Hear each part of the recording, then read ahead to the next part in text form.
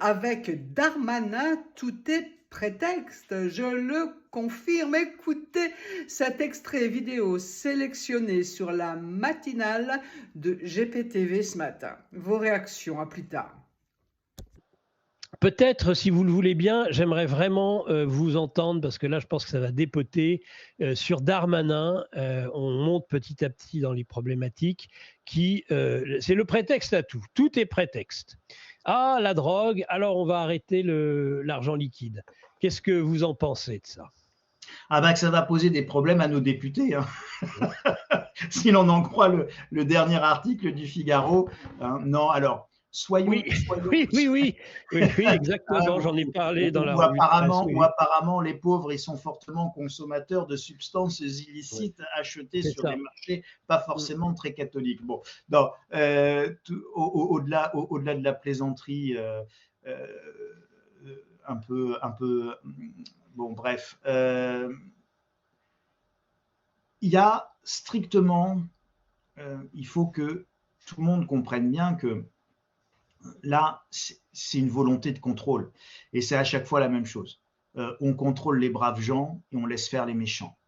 La réalité, c'est celle-là. Oui, bien sûr. Là, et ça, je crois qu'on l'a tous compris. Hein. Donc, si vous avez rien à cacher, gna, gna, gna, gna, gna, vous avez rien à craindre si vous avez rien à cacher, gna, gna, gna, gna, gna. Alors, d'abord, pareil, je veux avoir le droit de cacher. Oula, mais Charles, tu as des choses à cacher. Pas du tout, pas aujourd'hui, mais peut-être que demain, j'aurai quelque chose à cacher. Et de manière générale, ça c'est un débat philosophique, c'est là aussi, imaginez, si on renverse la situation de pourquoi je revendique le droit à cacher, c'est parce que l'inverse du droit à cacher, c'est la transparence absolue. Alors imaginez, et c'est là que je vais vous amener par réflexion, à admettre que nous avons tous quelque chose à cacher, mais pas forcément quelque chose de financier, pas forcément parce que nous aurions dissimulé de l'argent aux impôts, d'accord. Cette belle femme que vous trouvez vraiment très jolie et pour qui vous nourrissez quelques petites pensées cachées qui vont au-delà de ce que la bienséance du mariage voudrait que l'on admette. D'accord, un petit désir comme ça, même fugace, une petite pensée un petit peu coquine ou volage, que sais-je. Bon, imaginez un monde de transparence où tout le monde connaîtrait tout le temps tout ce que vous pensez. Imaginez tout ce que votre chef, vous rentrez dans le bureau de votre chef et votre pensée qui est ben, quel con celui-là, qu'est-ce qui va encore m'emmerder. Et imaginez que cette pensée soit dite à voix haute dans le bureau de votre chef quand vous rentrez et que votre chef donc la reçoive et l'entende. Et que vous-même vous entendiez oh, mais quel abruti ce collaborateur, je pourrais jamais rien en faire, mais il est con comme un balai, mais il est bête comme ses pieds, mais il comprend rien, mais c'est un imbécile fiefé. Vous imaginez l'estime de vous que vous recevriez à ce moment-là? Bref, imaginez un monde de transparence totale. Ce serait un enfer absolu. La transparence totale est un des synonymes de l'enfer absolu. C'est le cadavre.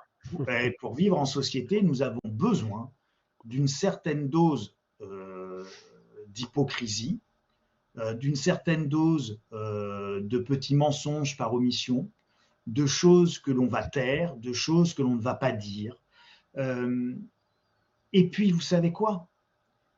Au-delà même du fait de vivre en société, c'est du bon sens humain. C'est-à-dire que quand vous commencez à comprendre un petit peu les gens, ça vient, que tout le monde se rassure, ça vient avec les années, ça vient avec l'âge. Quand vous commencez à comprendre un peu les choses, véritablement, vous vous rendez compte que les gens, quand on vous dit qu'il ne faut pas les juger, bien sûr qu'il ne faut pas les juger, mais ce n'est pas que vous deviez être d'accord avec ce qu'ils font ou ce qu'ils ne font pas. C'est que simplement derrière, vous avez des chemins de vie, vous avez des parcours, vous avez des vicissitudes, vous avez des difficultés, vous avez des traumatismes, vous avez des névroses, vous avez plein de choses qui font que les gens font ce qu'ils font ou ne font pas ce qu'ils font. Et donc, tant que vous n'avez pas compris les gens, vous ne pouvez pas avoir sur eux un jugement trop dur ou trop définitif. C'est ça, l'humanisme et le fait de ne pas juger, d'accord ? Encore une fois, ça ne veut pas dire être d'accord. Ça veut dire que quand vous jugez quelqu'un, vous devez le comprendre dans son entièreté. C'est compliqué de comprendre quelqu'un dans son entièreté. Ça veut dire le connaître et pour le connaître, faut l'accepter, faut l'accueillir, faut justement pas le juger si vous voulez le connaître un petit peu. Et donc, faut accepter qu'il n'y ait pas trop de transparence, hein, et que vous ne lui disiez pas tout de suite tout ce que vous pensez. Bon. Et puis, si vous avez des mots trop durs, vous pouvez tuer quelqu'un avec des mots trop durs. D'accord? Bon, bref. Donc, tout ça, il faut y penser quand on parle de transparence. Et donc, de si vous n'avez rien à cacher, alors vous n'avez rien à craindre. Nous devons revendiquer notre droit à cacher. Et le droit à cacher est aussi, si on continue un peu la réflexion, c'est aussi un contre-pouvoir aux abus du pouvoir. Bien sûr. Le droit à cacher est un contre-pouvoir aux abus potentiels de tous les pouvoirs. Et donc, évidemment, il faut se ménager le fait de pouvoir cacher des choses. Et donc, je rappelle quand même que dans la loi, ce n'est jamais à vous de prouver votre innocence.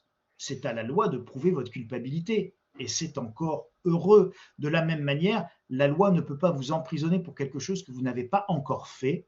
Quand bien même nous savons que vous allez le faire, eh bien, on va vous surveiller, on va essayer de vous attraper à ce moment-là, mais on ne peut pas vous emprisonner pour quelque chose que vous pourriez faire, mais que vous n'avez pas fait. Voilà, normalement. Et donc, ce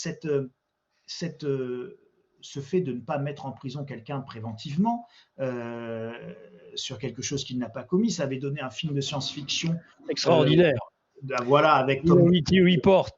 Minority Report, que je conseille aux plus jeunes qui ne l'auraient pas vu parce que c'est un film qui date un peu, mais qui permet de réfléchir à ce genre de sujet de manière facile, sans aller chercher les grands philosophes ou les textes de droit et notre Constitution. Alors, pour en revenir plus concrètement à Darmanin, à son interdiction des espèces, alors non seulement ça ne changera strictement rien à la fraude fiscale, à la fraude sociale, à la fraude à la TVA, qui ne se fait plus par espèce depuis bien longtemps.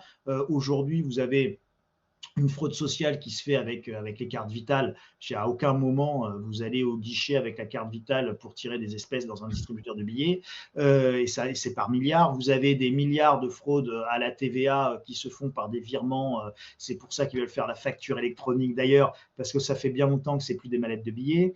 Vous avez des fraudes aux aides gouvernementales. Vous avez des réseaux entiers qui pompent des centaines de millions sur les primes rénov, les machins, les trucs, etc. Avec des refacturations des sociétés qui encaissent les primes, mais qui à aucun moment ne font les travaux, qui sont domiciliés à l'étranger. Bref, tout ça, ça se fait par virement. Demain, vous aurez un compte à Dubaï, un compte sur l'île de Man, un compte où vous voulez, partout dans le monde. Et puis vous aurez simplement, vous savez, les petites Zettel qui sont des petits TPE blancs, ça coûte 19 € sur Amazon. Et puis vous paierez par carte bleue votre gramme de cocaïne. Ça vous mettra loisir récréatif comme objet dans le paiement. Et puis les sous partiront directement parce que le TPE il pointera directement sur un compte à Dubaï. Merci, terminé, au revoir. Donc les espèces ou l'absence d'espèces ne changeront strictement rien à l'ampleur du trafic de drogue. Aujourd'hui, si on veut lutter contre le trafic de drogue, il faut déjà commencer par dire aux gens, c'est pas bien. La drogue, c'est pas bien.